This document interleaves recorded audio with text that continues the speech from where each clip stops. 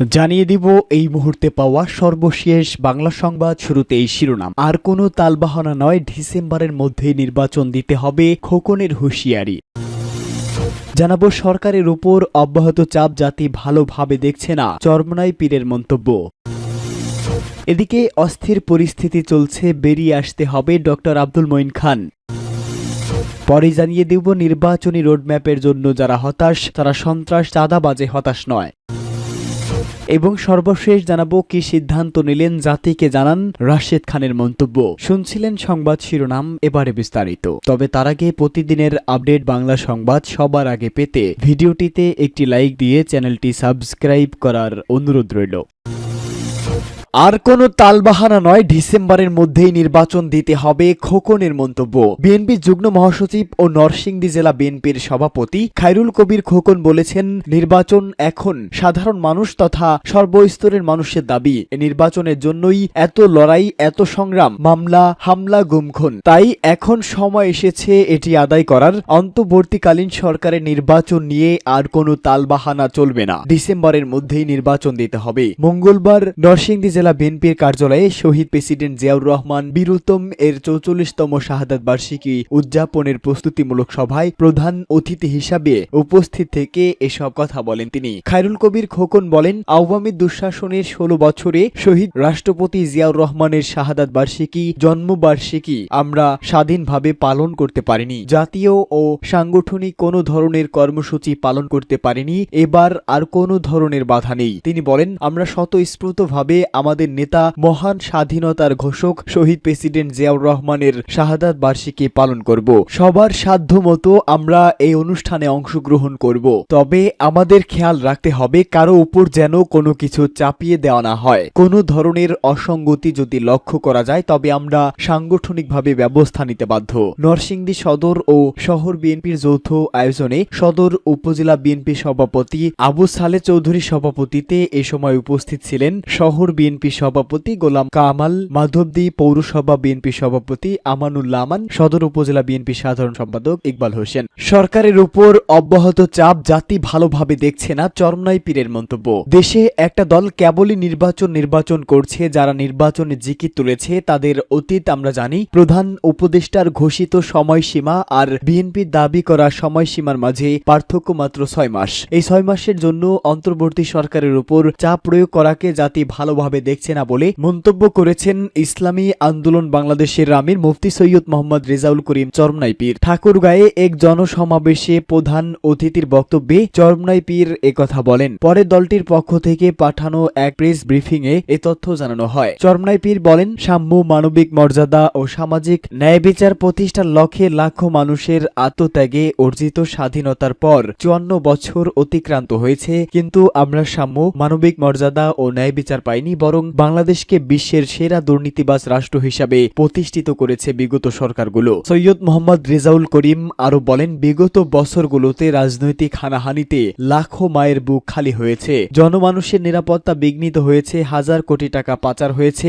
এরপর এলো জুলাই অভ্যুত্থান, হাজার হাজার মানুষ নিহত হয়েছে, আহত হয়েছে। এখনো তারা বিছনায় কাতরাচ্ছে, অন্ধ হয়ে মানবেতর জীবন কাটাচ্ছে, কিন্তু রাজনৈতিক দলগুলোর আচরণে মানুষ হতাশ হচ্ছে। এই পরিস্থিতি সহ্য করা হবে না, মানুষকে আবারও আশাহত হতে দেওয়া যাবে না। অস্থির পরিস্থিতি চলছে, বেরিয়ে আসতে হবে মঈন খান। দেশে একটি অস্থির পরিস্থিতি চলছে বলে মন্তব্য করেছেন বিএনপির স্থায়ী কমিটির সদস্য আব্দুল মঈন খান। তিনি বলেন, গত আগস্টে বাংলাদেশ আর আজকের বাংলাদেশ এক নয়, পরিস্থিতি অনেক পাল্টে গেছে। একটাই অস্থির পরিস্থিতি চলছে, সেখান থেকে বেরিয়ে আসতে হবে। রাজধানীর কৃষিবিদ ইনস্টিটিউশন এক সেমিনারে প্রধান অতিথির বক্তব্যে আব্দুল মঈন খান এসব কথা বলেন। যুবদল, স্বেচ্ছাসেবক দল ও ছাত্র দলের যৌথভাবে তারুণ্যের রাজনৈতিক ভাবনা ও অর্থনৈতিক মুক্তি শীর্ষক ওই সেমিনারের আয়োজন করে। বিএনপি নেতা মঈন খান বলেন, আওয়ামী লীগ মুখে বলেছে গণতন্ত্র, বাস্তবে ছিল স্বৈরতন্ত্র। এভাবে রাজনীতি হয় না। সেই অবস্থা থেকে আমরা মুক্তি পেয়েছি, বের হয়ে এসেছি। তিনি বলেন, কিন্তু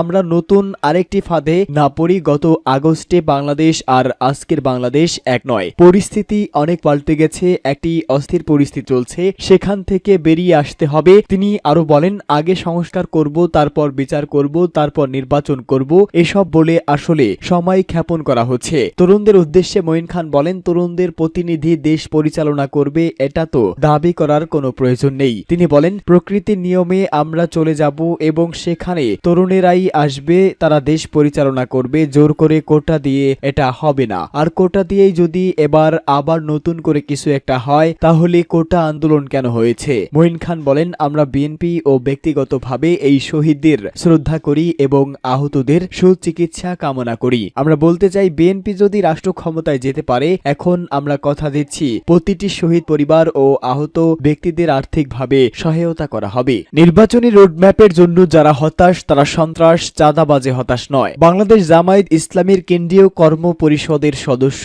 ও ঢাকা মহানগরী দক্ষিণের সেক্রেটারি ডক্টর শফিকুল ইসলাম মাসুদ বলেছেন, নির্বাচনের রোডম্যাপের জন্য যারা হতাশ তারা সন্ত্রাসবাদ চাঁদাবাজ লুটপাটে হতাশ নয়। এমনকি নিজ দলের নেতা কর্মীরা একে অপরকে হত্যা করছে সেটা দেখেও তারা হতাশ হয় না। মেডিকেল টেকনোলজিস্ট ফ্রম ঢাকা মহানগরী দক্ষিণের সক্রিয় সহযোগী সদস্য সমাবেশে প্রধান অতিথির বক্তব্যে তিনি এসব কথা বলেন। তিনি বলেন, শুধু একটা নির্বাচন দিয়েই গণতন্ত্র উদ্ধার হয়ে যায় না, গণতন্ত্র প্রতিষ্ঠা হয় না। গণতন্ত্রের জন্য গণতান্ত্রিক ধারার রাজনীতি করতে হবে, চাঁদাবাজ সন্ত্রাসবাদ লালন পালন পরিহার করতে হবে। যারা নির্বাচন নিয়ে গণতন্ত্র উদ্ধার করতে চায় বলে দাবি করে তারা সত্যিকারের গণতন্ত্র বোঝে না। গণতন্ত্রের নামে তারা স্বৈরতন্ত্রে লিপ্ত। যারা নিজেরা নিজেদের নেতাকর্মীদের হত্যা করে তারা কখনো জাতির প্রত্যাশা পূরণ করতে পারবে না। তারা ক্ষমতায় বসে সন্ত্রাস চাঁদাবাজ দুর্নীতি অর্থ পাচার নৈরাজ্য সৃষ্টির মাধ্যমে বাংলাদেশে আবারও ফ্যাসিবাদ কায়েম করবে। ইতিমধ্যেই কারো কারো কর্মকাণ্ডে জনগণ আতঙ্কিত ও শঙ্কিত। যারা বাংলাদেশের জন্য রাজনীতি করে তারা জনভোগান্তি সৃষ্টি করতে পারে না উল্লেখ করে ডক্টর মোহাম্মদ মাসুদ বলেন, জামায়াত ইসলামী যমুনা ঘেরাও করে কিংবা রাস্তা বন্ধ করে এটিএম আজহারুল ইসলামকে মুক্ত না করে আইনের মাধ্যমে মুক্ত করেছে। অন্যদের চেয়ে জামায়াত ইসলামী আরো বেশি জনশক্তি নিয়ে যমুনা ঘেরাও করতে পারত, রাস্তা বন্ধ করে দেশবাসীর ভোগান্তি সৃষ্টি করতে পারত, কিন্তু জামায়াত ইসলামী সেটা করেনি, কারণ জামায়াত জনগণের জন্য রাজনীতি করে। তিনি আরো বলেন, মজলুম নেতা মাওলানা এটিএম আজহারুল ইসলামের আপিল আদেশের মধ্যে প্রমাণ হয়েছে জামায়াত ইসলামীকে নেতৃত্ব শূন্য করতে দলের শীর্ষ নেতাদের আওয়ামী লীগের মানবতা বিরোধী অপরাধের নামে সাজানো মামলায় ফরমায়েশি রায়ে বিচারিক হত্যা করা হয়েছে, যেখানে দেশের সর্বোচ্চ আদালত আজ স্বীকার করেছে ওই বিচারের মাধ্যমে ন্যায় ভ্রষ্ট হয়েছে। এমনকি দেশের সাবেক প্রধান বিচারপতি এস.কে. সিনহা তার লেখা বইতেও স্বীকারোক্তি দিয়েছেন, জামায়াতের কোনো নেতা মানবতা বিরোধী অপরাধ করেনি, কোনো নেতা রাজাকার ছিলেন না। জামায়াত নেতাদের পরিকল্পিতভাবে হত্যার উদ্দেশ্যে ওই বিচার করা হয়েছে।